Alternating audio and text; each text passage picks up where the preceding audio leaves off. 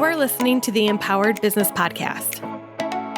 I'm your host, Monica Froese, a mom of two and your secret weapon to creating a six-figure digital product business.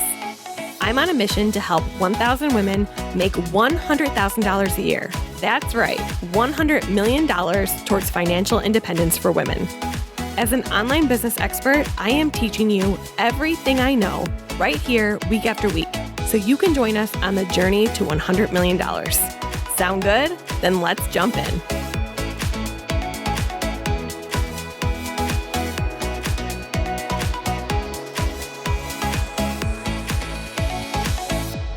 I don't know about you, but I'm a perfectionist.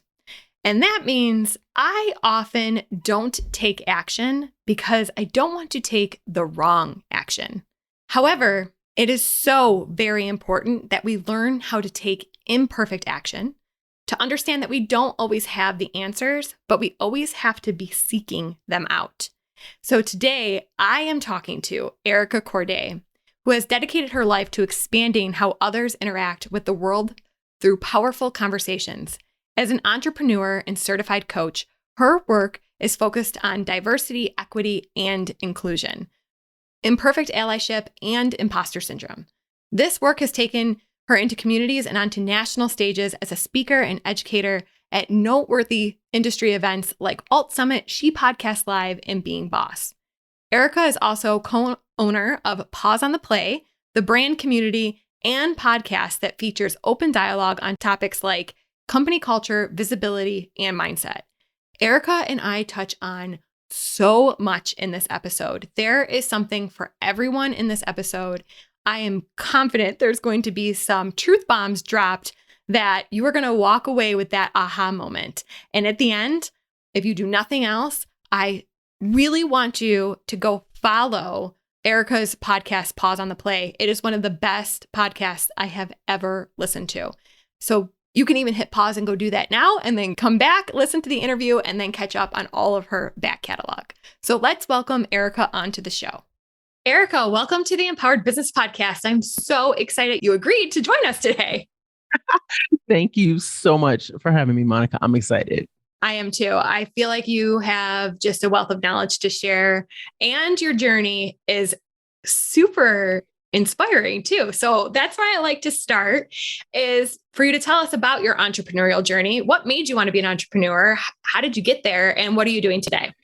The funny thing is, I think like a lot of people, I didn't really plan it. I definitely consider myself an accidental entrepreneur. And it really became more of a necessity of realizing like, I can't make things better for those that I serve working for someone else. And so for me, it really started, I've been in the beauty industry for almost 25 years now. And so I've worked in a lot of different capacities within the beauty industry. One of my favorite was definitely being an instructor, because I really loved supporting people and how they kind of brought what mattered to them into the industry for betterment of everybody that was influenced by it. And I was working in a salon, and I was the only stylist of color at all. And I really wanted to support my clients differently. And I was not able to get that from the corporate office. And I'm like, this is not okay. And the long and short of it was, I had a manager at that point that was like, I'll get you a call with corporate. We'll talk about it. We get up to that day and they're like, yeah, we're just going to cancel it. I don't feel like coming in today. And I'm like, excuse me, say what? And in the back of my head, I'm like, you probably never scheduled this. This was your way of just stringing me along. And something snapped that day. And it was just like, no, this is not going to work. And I looked at my numbers and I was like, I am fully aware of what I bring in here and what I'm taking home. That will not happen anymore. I'm out. And so in less than a year, that was when I finally left and fully June of 2009, fully worked for myself. And I had been working for myself at that point, but I no longer worked for any other companies anymore. Everything I did was something about me freelancing or me working just for myself. And I built a successful beauty business. I've now moved into coaching and consulting, which really was just an extension of what I was already doing. When I recognized that a lot of the efforts that I was taking And the way that I processed information was through a lens of diversity, equity, and inclusion. It really did make sense to focus efforts there and to not focus on, oh, here are all the things that are wrong, but what can we do differently? What actions can we take? How can we be imperfect by trying to figure out how to make this better for us and everyone involved? And it's moved me to this place now that I have Erica Courdae, which is my coaching and consulting brand, as well as Pause on the Play with myself and my business partner, India Jackson. We do coaching and consulting that goes around values, reconsidering your normal, marketing, branding, visibility, and really supporting people in figuring out what is the change that I want to see. What normal do I want to reconsider? And how can I be a part of making things different starting today? And one of the things I've really taken away from listening to your podcast and other podcasts that you've been on is the action. Everything always comes down to actually taking action. It's not just a matter of sitting there and absorbing it, even recognizing, yes, this needs to change. I completely agree with what you're saying, but then not doing anything about it. And oh, yeah, I think it's pretty common that a lot of people, I know a lot of people, I get it. Like you can acknowledge something, but that doesn't mean that you're walking the walk and embodying it to an everyday. And that takes a lot of work to do. And it can be hard, of course, but it's necessary work. And listening to you, I feel like a sense of calmness about the taking action part. It's less scary the way that you present it. And I love that. I love that about you. So one of the things that really sticks out about what you do is about, tell me if I'm wrong in how I'm saying this, but I feel like embodying your values. So it's one thing to identify your values, personal values and your business values, but then how do you take those and exhibit those out into the world? And those are two different things. And that's like a big part of your work, right? Spot on. Because if you're not clear on what are the values that matter to you as a human. So for example, for me, I compost, recycle, like my kids know, like if we have to use a straw that's not reusable, it doesn't go in the trash. It goes in the sink and mommy cuts it up because she one time had to watch that video of it being stuck up like a sea animal's nose and was scarred for life. And so that's something that for me is a personal value. And then it goes into how it impacts what I do professionally. And so when Indy and I send out thank you gifts, we specifically choose things from ethical brands, but we also use things that, part of the materials are recyclable. Like we specifically source things from a lens of, does this go through the values that matter to us? And these are actual actions that we take because we're voting with our dollars in that way. And so often people are like, well, I am my business, which in itself is already an issue. Like there is a demarcation that needs to be there. And they seem to think that all these values are mixed up. No, there's what matters to you. There's what matters to you within your business. And there's, what are the things that are consistent with what your business does and the impact that it makes. And so there does need to be a clear understanding of not only what these values are, what you will and won't do because of these values, and what's the impact that you want to be created with them. If we have these values and they live and die in an HR binder somewhere, that doesn't help. And it doesn't create a filter through which all of our actions are going through. And for me, that's a huge piece of it, because then you don't know whether or not you're acting based on your values or arbitrarily. So they're a filter of how you show up in the world. Absolutely. I love that. Absolutely. So what do you do when you have a personal brand? Because that's basically like we put all of our stuff as a hub under my name, Monica Froese. And even to the point where we're changing our company name, it was Redefining Mom. Now it's just Froese Media, because I felt like I did more than just what my brand started. LLC naming thing right there. Like when you're naming your LLC, think maybe like beyond the immediate thing that you started with, which I wish I had done. But when I think about it like that, and this is why it can be very hard not to take things personal in the business too. If someone writes in a complaint, well, it feels like they're writing it directly to me because I am the brand. So I love this idea that you should have, and you need personal values and then business values. But when you have a personal brand, what is the difference? To me, even with having a personal brand, it's still the same because so often, even with the personal brand, people will kind of think, for example, oh, it's just me, or oh, I am the brand. And one of those things is that even if it's just you, if you have somebody that writes copy for you, if you have someone that does social media for you, if you have a bookkeeper, if you have platforms that you use for social media planning, your website, all of these are a part of your support systems and they are a part of your brand because you're choosing them. And so it still matters, even if it feels like it's a personal brand. Now, when it comes to it being named after you, and I say this as somebody who had a beauty brand that wasn't named after me and then created my coaching and consulting. And technically, it's named after me, but it's not. Erica Courdae is actually my first and middle name. And that was intentional because it gives me a way of acknowledging that Erica Courdae is my brand. I'm Erica. I'm mom. I'm friend. I am all of these things, but Erica Courdae is a brand that provides services to people to help them figure out what it looks like to live their life through a lens of diversity, equity, and inclusion. Period.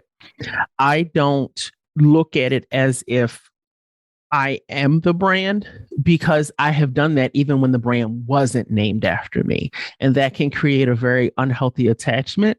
And it can also create a very unhealthy place of, yes, you internalize when people have feedback, good or bad.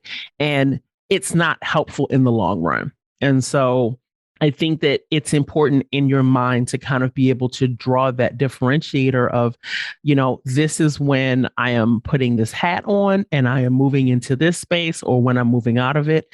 I know for a fact it was interesting. India and I talked about this recently, and she kind of looks at it as they're all facets of me, but I am not all of these facets at any one time. And so it might be that in this moment, I am in the business mode. In this moment, I am the human. I am the friend. In this moment, I am someone who is sharing information that matters to me. And I'm influencing people by simply sharing my experiences. And so you have to find out a way that works for you. But one of the things that really does help me is being able to acknowledge that my office is in a loft in my home. And when I walk down those stairs, it separates. That doesn't mean that I may not ever have other work that I have to do or things that I have to think about, but I'm much more of Erica the human. I'm not working in and on Erica Courdae at that point. That makes plenty of sense to me. Actually, that helps give me even clarity about the difference because you're right. In the business, like I have employees, we work with a ton of contractors. I have a platform on a podcast, and so it is beyond me, even if it is a personal brand. It is very much beyond me. And what I do in the brand matters. It matters. I mean, both matter. Don't get me wrong. But it's a bigger platform than what I have personally, I guess. Right. What I would say. One of the things, so I know I still need help with writing my values. I was telling you before we started recording, I've just been circling the drain on it for 2 years. I think I have like a decent start, but I still think it was very much about me. I think that's what it comes down to. And I don't know if that's a common thing that you run into that, because it's, and it just like, I still know that there is a disconnect. And one of the ways that it manifested for me was when I launched this podcast. I launched it in early 2021. And then I had surgery in June, and I did a bunch of solo shows. And then I did a first interview with a friend, and I realized, interviews can be, they are a lot less prep time. Right. They just are. They're easier. And because the surgery was kind of looming and I knew I had to batch my schedule, I got about 20-ish episodes in, and I realized, even though a decent amount were solo shows, I realized, wow, I did a terrible job at showing diversity in amplifying the voices that are in my community. And so I went through this period where I felt bad about it. And then I realized, well, that's ridiculous. It happened.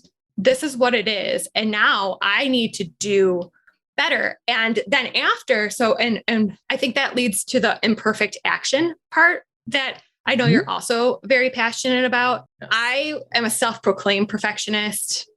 And business stretches you in all sorts of ways to not be a perfectionist. Yes. But yeah, that's like kind of my default. And so there was this thing of, well, I already made a mistake. And almost like I thought about closing the podcast. I saw all the things. And I thought, I need to take a step forward. And it might not be perfect, but any step forward is better than not. Is that, how do you see imperfect action? Like when someone hits that, what I did, and realized I messed up and I don't want to keep messing up. I want to fix this. Is that imperfect action?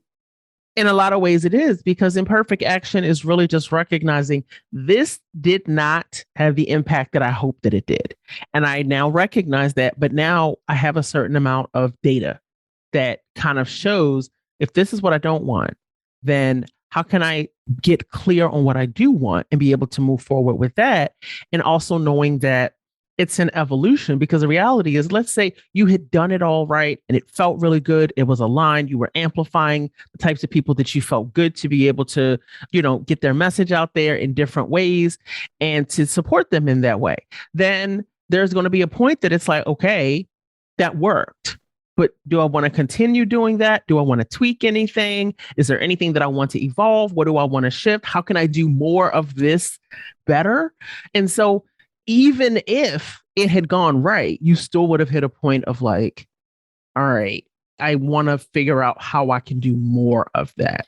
So it's important to look at this opportunity to shift as something that would have happened anyway.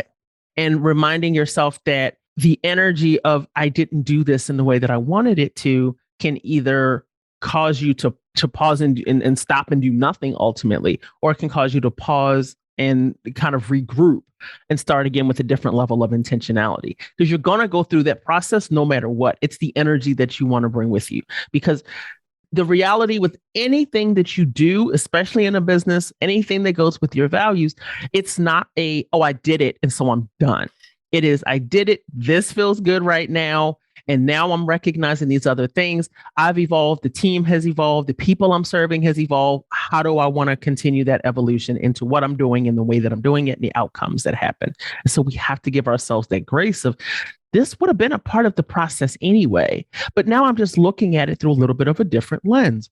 Awesome. I'm still going to have to pause. What do I want to do now? I love that, because one of the things I said when we were having a discussion as a team about this was, I don't want this to be this idea of a quota that we're filling. I did not want to feel like that or embody that at all, because to me, when it really clicked was, this is my opportunity to give a platform to the people in my community who have made a significant impact in my community, who have showed up in my community, and that who deserve a platform to be amplified on. And I do believe that that's never ending. That's just something that is going to go on perpetually. So it's not a matter of, well, I did this and now I'm done. You're never done. I think one of the things that is probably what you have expertise in is, once you realize something like that, then because I intellectually understand that if you're using your values as a filter, then likely I would have caught this before I got 20 episodes down, because basically when I started the podcast, I think I did it in this, I was overwhelmed. We just had to get episodes out. And it was like, I didn't take that time to stop and pause. So how do you get to the point where where you do these projects and how you show up with that filter of your values there?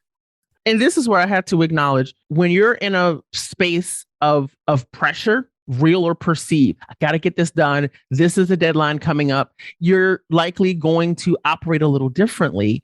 And so there is this push of like, it just needs to get done. But it also means that you might be operating in a vacuum, which means there's no other checks and balances. There's nobody that's like, hey, I know that this is what we want to do, but I'm looking at the show notes page and everybody looks the same and I'm not quite sure what to do. Or I'm looking at all of the guests and I don't see any diversity. I don't see, our values represented. And so whether it's maybe the producer that you have for your show, if it's an executive assistant that you have, if it's a VA that's working with you, if it's just, your partner and them being like, I know that this matters, but I don't see this showing up in the way that I know you want to do it. It does help sometimes to have somebody else outside of us helping to kind of recenter us to be like, hey, wait, stop for a second. We need to actually be clear on what we're doing. But that can also be preemptively addressed by having a strategy to start with. What are you doing? Why are you doing it? What's the goal? Who's a part of this? What are the supporting structures? Because without that, and I've had those times where I feel like I was just creating to create. And it's like, but what was the goal? What was the purpose of this? If there was no intentionality, then I was just doing it for the sake of filling the space, getting something out. And it's like, if that doesn't help, that doesn't help. And so, I mean, I've had times where I've recorded stuff and I'm like, yeah, I needed to record an episode and that didn't work. And I didn't release it. But it takes being able to not have that pressure and that rush and that perfectionism popping up, because the perfectionism is not just pushing you to do it, but the perfectionism is also prompting you to keep going to get it done from a deadline standpoint, but not to pause long enough to examine what's happening. And so then it's actually imperfect, but not in the way that you want it to be. It's imperfect because you didn't allow yourself to acknowledge why you may not have done it this way and why you need to go back to the drawing board. So then it's like, if I pause and I acknowledge that I didn't do this in the way that I wanted to, what happens? Does it all stop? Does it all go? Like, what? I don't know what's going to happen. And so then sometimes the fear or the trepidation can pop up. And so essentially, it helps to have a plan first, a strategy. It helps to have checks and balances in place, whether that's moments that you pause for yourself to check in, how does this feel? Is this aligned? Is this getting me to the outcomes that I'm seeking? Other people that are a part of your team that are checking in with you of like, hey, how does this feel for you? Do you need anything else? Are you happy with what you're creating? And being able to kind of have that understanding of them of like, hey, I know this is what you want to do. Is there anything that you need to get there? So I think there's a number of things that we need to have in place, but we also have to acknowledge where sometimes life and business puts us in a place that we think we don't have access to that. And we have to remind ourselves that we do. Yeah. The only rush is what we impose on ourselves. Oh, story of my life. Oh, does that just sum up my personality? It's like, actually, you're right. Like, no one said I had to launch the podcast on the day I did. It was just a deadline that was set. And so I thought my perfectionist self, we had to meet it no matter what and rush through all the tasks to make sure it got done. And the thing you said that really stuck out to me is the intentionality behind it. Because to me, when I think about just a lot of stuff actually that I do, particularly in the business, it's this is what should be done, or this is what we have to do next. That doesn't necessarily make it very intentional. No, we're just going by the default. Yeah, we do it because that's how it's always been done. We do it this way because this is what everyone does. Or if I don't do it that way, then what does that mean about me?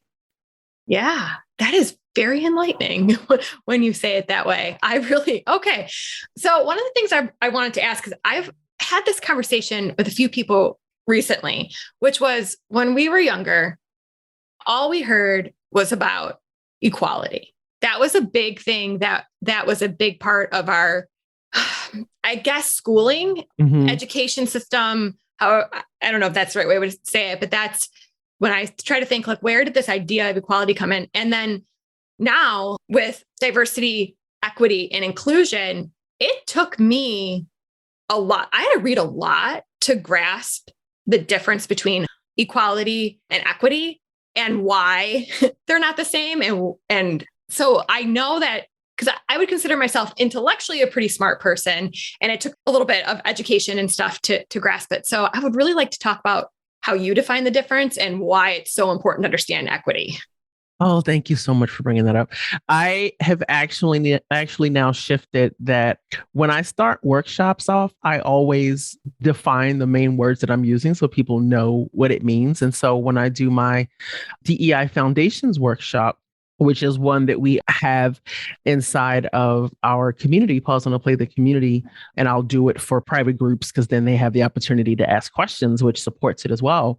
But I start off by defining diversity, equity, inclusion, and imperfect allyship, because these, those first three are words that get thrown around way too much, and there's no shared understanding of what they mean. And so that doesn't mean that I think that any of the other definitions don't matter, but here's a base understanding of what it means when I use these terms. And when I go into equity, the first thing I say is that equity is not equality. Equity is the vessel that gets us to equality, because equity is essentially acknowledging that there are areas, whether it be wealth, resources, visibility, access, and that can break down to money, housing, education, healthcare, food, time. All of these things are just examples of where there are disparities. And so addressing these disparities to get to a place where people are able to be on a neutral playing ground, that is where you can acknowledge, great, now we can look at what equity looks like. Equity just means I'm giving everybody the same. That does not take into account someone that started with more, someone that started with less, or someone that is going to perpetually not be able to utilize the resources in the same way, whether that's from a mental health perspective, whether it's from a disability standpoint, whether it's from a location standpoint, whatever that is. If we went out and we said, great, everybody, here's $1 million, but you have people that already had Jeff Bezos money, or we have people that have how many family members that don't have anything. And now this, $1 million, part of it is going to be the education of how to steward this money and being able to then go purchase land, go purchase homes, be able to start businesses. Do you have the education that you need? You have access to somebody to help you to know where to put it, why to put it there, and when. If you don't have these things, you're at a deficit. And so I can't give you equal and expect equal outcomes, which means that the meritocracy lie that we've been given, it's absolutely ridiculous. And it doesn't happen until we acknowledge that equity needs to be served way more frequently than it is to people that are not given the ability to live in an equitable environment.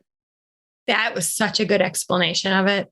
I definitely feel in my upbringing and through the education that I received that I was definitely told if we were all given access to the same thing, then like it's our fault if we don't succeed. And then there was this falsehood that we were all giving the same access. The first time I realized that that it really consciously sunk into me that there was something amiss was when I had my first daughter, which really is why I got into business and what kicked off my brand. I was really upset about the maternity leave policies. Now, at the time, I worked for a Fortune 100 company, and I found I got 66% of my pay for 8 weeks since I had a C-section, because, give me the 2 extra weeks because I got cut open versus other ways the babies come in. And I had really bad undiagnosed postpartum PTSD. It took like 15 months for them to diagnose me, but I started doing research and I found out things like 25% of women in the US go back to work after 2 weeks was the stat. Yep. This was in 2013. So who knows? It could even be more now. And I sat back and thought, what? And then I found out that I had in the top like 7% in terms of working moms, the top 7% of benefits because I worked for a Fortune 100 company. And I thought, wait, this is good. They consider this good. And so like, that's when it started occurring to me that this idea, I didn't have the word equity in my mind then, but I was giving advantages to be where I was, and I did not realize it. And that was kind of the beginning of me understanding that we're not all given the same access to things. And there's not like a blanket way to just say, well, we'll all get this, and then we'll all be on the same footing. That's not the case at all. Mm-mm. No, because the reality is that if you think about it from the standpoint of, okay, you got 8 weeks at 66%. Okay. That does not acknowledge if you possibly were supporting that household on your own for whatever reason. Let's just say you were the only one doing, or you had other family members that you are responsible for. There's all types of scenarios in which case you need 100% of your pay, period. Yeah. And now you don't have it. Which, because someone doesn't have a uterus, they don't have to worry about having to take maternity leave and having to not have 100% of their pay. And so there's this piece, but then there's also no consideration of I now have postpartum PTSD, which 8 weeks doesn't seem very long. And it does not acknowledge what else do I need equity in order to be able to get through this. That does not acknowledge what if the baby had colic? What if the baby had any other things going on? What if you were having troubles with breastfeeding? What if you were having issues with your cesarean incision? There's all these things that are not being addressed. And Black women are, I think it's 200 and something percent more likely to die in childbirth. So for those of us that identify in that way, it does not address any of the things that we go through, which is another piece where the equity is missing. And there's also no place of like, okay, well, what does reentry look like? What does it look like to have to adjust to, hey, I'm going to give my kid to a whole stranger and walk away and go work all day for you and be just as focused as I was before? That's not how that works. None of those things are being addressed. And yet, even at a Fortune 100 company, that still really wasn't enough. No, it was not. One of the things I learned back when I was really doing all my research into the fact that we don't have maternity leave policies or parental leave policies, I forgot how I connected with her, but she was a doctor in Mexico. And she said to me, I had recently been diagnosed with postpartum PTSD, and they call it postpartum PTSD due to birth trauma. That's what they diagnosed you with in the States. And she said, you know what we diagnose in the rest of the world, what that is? Maternal violence. And that is when I learned how we have like the worst mortality rates in the developed world, and that Black women suffer that 5 times what white women do, likely because of the access to medical that white women have access to. And some of it is because our pain isn't believed in the same way. And there was a story, and it was a mother, and I don't remember where it was. It was somewhere in California, but she was at like Cedars-Sinai, which is it is by no means a rundown or dilapidated or unresourced hospital. And she was having trouble. And the husband's like, she's bleeding, she's in pain, she needs help. And the nurse was just like, she's not a priority. And there's too often where Black women's pain is not believed. And so part of it is that, the access to proper care before, during, and after, being pregnant and then giving birth. But part of it is just we're not prioritized and we're not believed when we say something is wrong. I'm in pain. Unfortunately, I had an episode on the podcast about 3-4 weeks ago and talked about when I went into the hospital earlier this year, and I literally had an infection because the doctor did not give me the proper medication. And yet the staff was treating me as if I was drug seeking. And so there's a lot of issues, and they're systemic issues, and they're all accurate. And the system itself needs to be better consistently, period. Yeah. Thank you for pointing that out. I really appreciate you pointing that out, that about not being believed. And that is so, that just really angers me because, childbirth is one of the toughest things you'll ever do. It is hard. And after 2 C-sections, I'm like, and I don't remember anyone really being like, how are you, do you feel like you're okay? I remembered having trouble trying to get my son to latch, and they just wanted to push me on formula. And then finally somebody said, well, this is your first, he does have a penis and we just circumcised him. So there's a number of things that might be contributing here. And it might not be anything that you've done, which helped, because otherwise you can feel like a failure. Yeah. Oh. And nobody pauses to say, you just carried a whole human. And they like to lie and tell us it's 9 months and it's 10 months. Yeah. It's really 10. This is true. It's 10. And there's not empathy to acknowledge you have utilized your body as an incubator for an entire human. And in 2 months' time, we expect you to go back to business as usual. There's nothing equitable about that. And it's just a little less or more so equitable for some than others. But all of that is trash. It's all Yeah. trash. And I believe I just was reading that I don't want to get it wrong. I think it was parental leave was on the table in the latest bill and it got thrown out.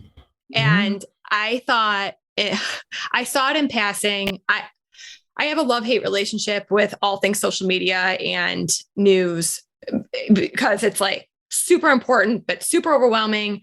And I saw it last night and I was so triggered because I was thinking in my head, how are we still having this conversation? Like, why in the world is this still a conversation? And, and so a part of me was reignited for why I started the business to begin with.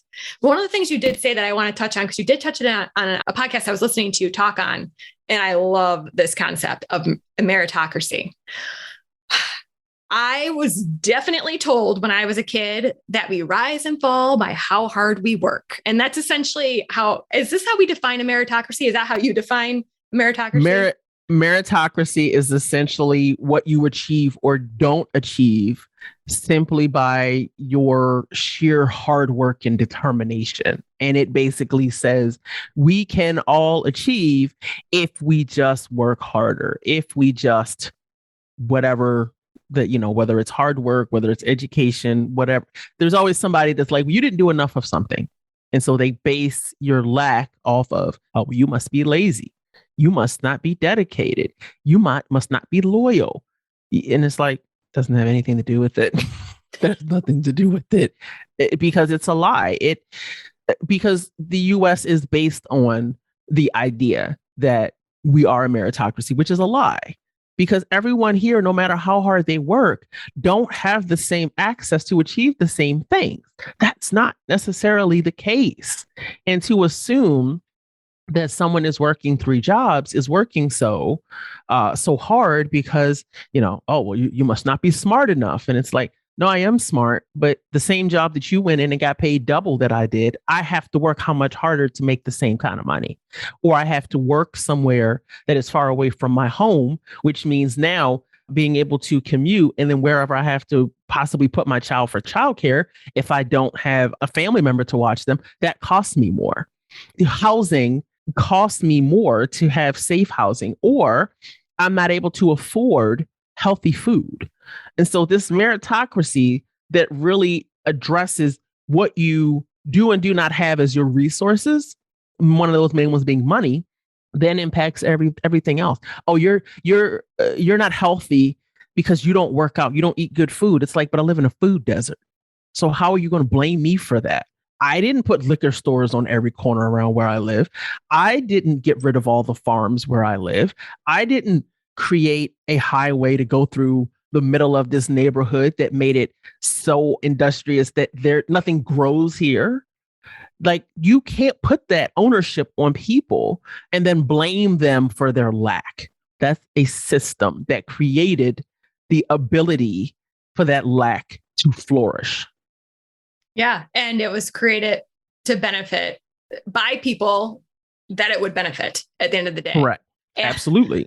I often hear it, I could say pretty aggressively thrown in my face that we live in a capitalist society. So basically we're all entitled to what we have and the wealth that we accumulate. And I have a really hard time. I guess in a nutshell, it's pretty much a meritocracy being thrown at me because I really, really struggle with capitalism, but yet but I'm an entrepreneur. And I think this is also a topic that's been out in the entrepreneur space, is how you balance that. Because, one of the ways I have seen people recently, I feel like it's been more public knowledge, is about how they support their teams. And like, it's not about just like the business owner making a bunch of money and they're, on their yacht. Instead, it's what are they doing with that to support their team and rising them to the same level. Because capitalism tells me that, you started the business, you take the money, you go run with it. And aren't you special that you did that? Right. And so how do we address that in a capitalist society as an entrepreneur? It's funny because I talked about that with Kate Strathman earlier this year. I'd have to look up the episode number, but we talked about that on Pause on the Play. And there can be this, what feels like a disconnect of, well, if you're anti-capitalist, but you own a business, how does that work? And part of what comes up for me is if you don't do something, that doesn't mean that the thing stops existing. And so if we leave it all to the top 1% to decide what happens, then the rest of us kind of, in a sense, are saying, well, I can't impact this. And so one of the people that, and I have a love-hate relationship with social too. And so I take in very little content, if any, sometimes. And one of the people that I find that has been really interesting for me is Dan Price. And he shifted how his business was structured. And he's like, I think it's 70 something thousand a year that he changed his salary to so that his employees could make a better wage. And that completely shifted everything. And his business grew because so many people are like, oh, well, the business is not going to flourish if I do this. And it's like, that in itself is a lie. That's just you're clinging to it and not wanting to lose because you're more worried about, if I give you, what do I lose? It's a zero sum kind of game. And I think that essentially we're trying to figure out how we can create brands and company cultures that are structured in a way that we allow people to, one, be able to create the type of life that they want, because it's not just about how they work for you. It's like, does this support the life that you want? And being able to figure out how that can support them kind of feeding into the shifting of generational wealth, which it has to start somewhere. But I think that being able to figure out how you can have people that work for you and you're creating an environment that allows them to be whole humans and to take care of what matters to them and to grow that to me is much more impactful than simply saying, I have all of this money, and so I'm going to give it where I want to give it, because you're still taking ownership of that and deciding who deserves it and who doesn't, which that's not helpful. That's still you wanting to be in control. And I think that's one of the ways that I think, as an example, having an awards program makes a big difference. An awards program is the answer that I kind of have created that is an alternative to scholarships. Scholarships are basically, you don't have money, so I'm going to give you money. Awards say, hey, I want to give you the gift of something in order to be able to learn this or receive this in order to be able to support you and the communities that you support. So you can take this back. Not, hey, I just want to give you money. It's, hey, we work with MBI, Martha Beck Incorporated. And when we help them to set up their awards program, they prioritize the BIPOC and LGBTQIA plus community to receive them. And so it's basically, you're able to now take this back to communities that need it, that are underserviced when it comes to coaching, but they're able to receive it from people that reflect them versus we're just going to donate a bunch of money over here, or we're just going to do this because, anybody can do this. No, we're going to prioritize people that aren't regularly centered in this industry and shift what the kind of makeup is, which to me is a much more effective method of equity in trying to topple the lie of meritocracy and trying to not be so steeped in capitalism that it's just spend more money to fix yourself. No, let's figure out how to get it to people that have already had things that needed to be fixed, and they just need the support in order to be able to be reminded you are whole.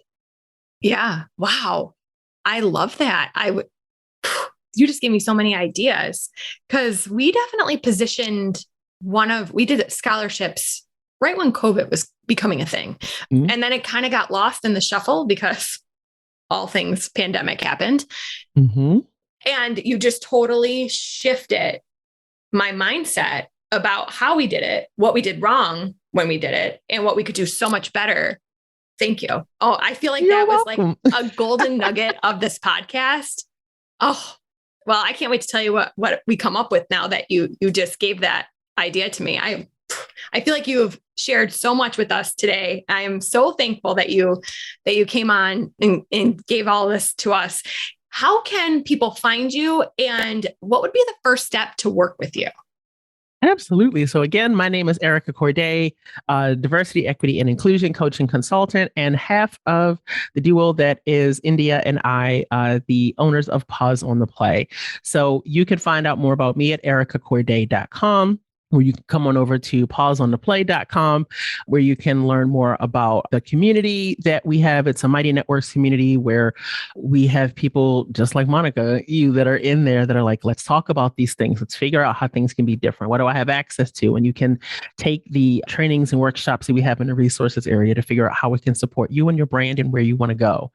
Pause on the Play, the podcast, wherever you take in your podcast goodness, you can listen to me having conversations very similar to this and more, and you're able to take that in. That is always a great entry point for people that are new to the brand.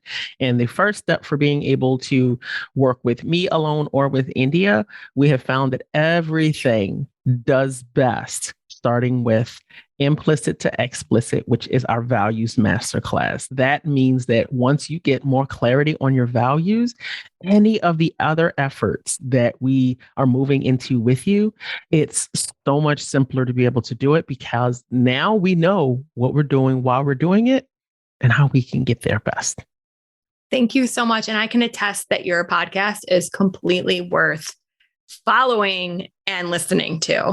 Get all the recent episodes because I've been binging it on my walks and it has been very, very enlightening. And I really appreciate all the content that you put out for us. So thank you very much. Thank you. And it was great. Thank you. Great getting to talk to you. So thank you so much for coming on today too. Thank you, Monica. Thanks for tuning in to another episode of the Empowered Business Podcast. If you want to get started creating your own digital products and don't know where to start, we have a brand new training that can help. It's called Passion to Profit: How to Discover Your Unique $1 Million Digital Product Formula. Head on over to empoweredbusiness.co/profit to join the training for free. Plus, we've added on a private podcast feed to make consuming the content even easier. You can choose to consume it via video or a private podcast feed. I can't wait to see you back here next week.